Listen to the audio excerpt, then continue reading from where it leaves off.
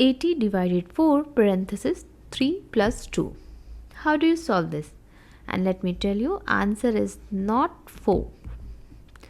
Many do this mistake and they get 4 as their answer, but it's not the correct answer. So as per the order of operation, we first solve parenthesis, so it will be 80 divided 4, then 3 plus 2 is 5, so we write 5. Now first mistake is that they consider this parenthesis as an operation, and since parenthesis is done first in this operation, parenthesis, exponent, multiplication, division, addition, subtraction, the order is first we solve parenthesis, then exponent, multiplication, division, addition, subtraction. So they solve parenthesis first. That means 80 divided 4 times 5 is 20. Now 80 divided by 20 equals to 4. In that way they get 4 as their answer. Another mistake is that if you write 4 times 5 like this, now in PEMDAS, the order of operation that we are following, M is written first. That means this operation will be done first. Again 80 divided 4 times 5 is 20.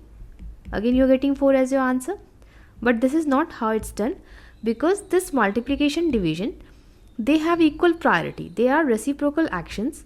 When 2 divided by 3, it is also equals to 2 multiplied to 1 upon 3.